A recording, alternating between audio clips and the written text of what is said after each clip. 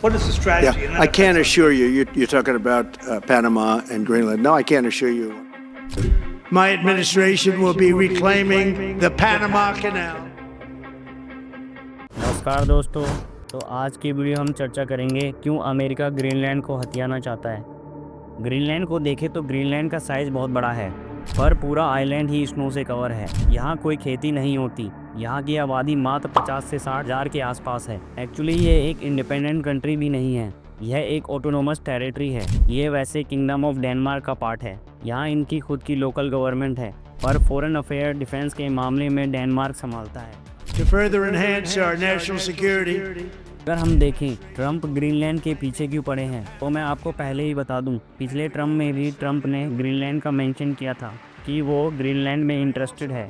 पर इस बार ट्रंप खुलकर कह रहे हैं कि ग्रीनलैंड यूएसए की सॉवरेनिटी के लिए बहुत ही ज़्यादा इंपॉर्टेंट है। ग्रीनलैंड में ऐसा क्या है जो ट्रंप उसमें इंटरेस्ट दिखा रहे हैं। पहला रीज़न ग्रीनलैंड के मिनरल्स और दूसरा उसकी लोकेशन। और साथ ही साथ देखिए यूएसए को खतरा ये भी है कि कल को चाइना या रसिया, ये जो बड़ा टापू है जिसकी आबादी 9 के बराबर है, इसको कब्जा न ले। रशियन जनरल ने कई बार रशियन गवर्नमेंट के सामने प्रस्ताव भी रखा है कि रसिया को ग्रीनलैंड पे चढ़ाई कर देनी चाहिए। ज़्यादा कुछ रेजिस्टेंस इनको फेस करने को नहीं मिलेगा। रशियन सोल्जर वैसे भी विंटर में लड़ने के मामले में एक्सपर्ट हैं, और सिंस यहाँ आबादी कम है और पूरा आइलैंड बर्फ से घिरा हुआ है, तो हो सकता है रसिया पूरा ग्रीनलैंड ना कब्जा पाए, पर 70 से 80% आसानी से कब्जा लेगा, क्योंकि कोई रहता नहीं है। बस रसिया को अपना झंडा लगाना है और टेरिटरी को क्लेम करना है, जो कि यूएसए के लिए नाइटमेयर हो सकता है। और यूएसए का ये भी मानना है ग्रीनलैंड में जो रेयर अर्थ मिनरल हैं, जैसे लिथियम, ग्रेफाइट, गैलियम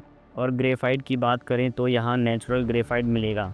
और ग्लोबल गैलियम की सप्लाई देखें तो 98% चाइना से होती है। अगर यूएसए चाइना को रिकवर करना चाहता है तो कल को यूएसए को गैलियम ग्रेफाइट चाहिए होगा। कहाँ से आएगा? ये सब ग्रीनलैंड से निकाला जाएगा। यही कारण है ट्रंप ग्रीनलैंड में इंटरेस्ट दिखा रहे हैं। यहाँ तक कि कुछ लोग यूएसए को ये भी सजेस्ट कर चुके हैं कि पूरा ग्रीनलैंड परचेज करने से बेहतर होगा कि मिनरल्स परचेज कर लो। पर ट्रंप ग्रीनलैंड को परचेज करने के मूड में नहीं है, बल्कि ग्रीनलैंड हथियाना चाहते हैं, जिस पे रिसेंटली डेनमार्क ने वार्निंग भी दी है। पर ट्रंप पे इसका कोई असर नहीं होगा, क्योंकि ट्रंप अमेरिका को एक कंपनी मानते हैं, खुद को उसका सीईओ, और वो अमेरिका को किसी भी हालत में ग्रेट नेशन बनाना चाहते हैं। अगर हम आर्टिक रीजन की बात करें तो, और ये जो राइजिंग टेंशन है आर्टिक में, इससे रसिया कभी भी आर्टिक एरिया को क्रॉस करके ग्रीनलैंड को कब्जा सकता है। और इसके बारे में यूएस मीडिया ने बहुत ही इंटरेस्टिंग आर्टिकल पब्लिश भी किया था कुछ समय पहले कि आज के समय में आर्टिक एरिया में नाटो के कम मिलिट्री बेस हैं रसिया के ज़्यादा।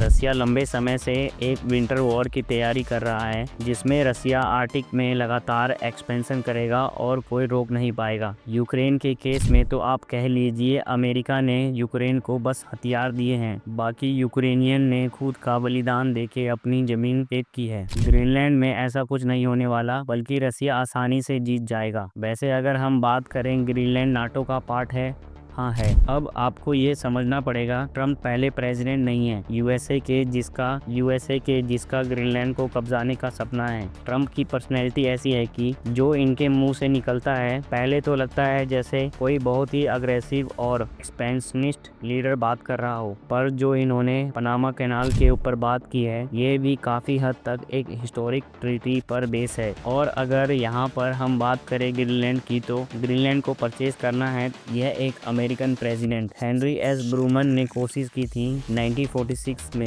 उन्होंने डेनमार्क को कहा था $100 मिलियन ले लो, पर डेनमार्क ने रिजेक्ट कर दिया। आपको ये भी समझना होगा कि आज से 40-50 साल पहले भी कंट्री एक दूसरे के पार्ट को बेचती या खरीदती थी। यह कोई अनोखा कॉन्सेप्ट नहीं है। एग्जाम्पल के लिए अलास्का एक टाइम पे रसिया का पार्ट था। अमेरिका ने अलास्का रसिया से खरीदा, जिसके लिए उन्होंने $72 मिलियन दिए रशियन किंगडम को, जो कि रसिया की बहुत बड़ी मिस्टेक थी। रसिया ने अपना बहुत ही बड़ा तथा बहुत ही इम्पोर्टेंट हिस्सा खो दिया था। ये खैर हुआ था 1867 में। अगर आप मोस्ट रिसेंटली देखें तो पाकिस्तान ने भी ग्वादर को खरीदा है ओमान से 5.5 बिलियन पाकिस्तानी रुपये देकर। यह एक बहुत कॉमन चीज है। ट्रम्प का जो ये आइडिया है ये क्रेजी नहीं है। सरप्राइज मत होइएगा अगर ट्रम्प ने अपने टेन्योर में यह कर दिया तो।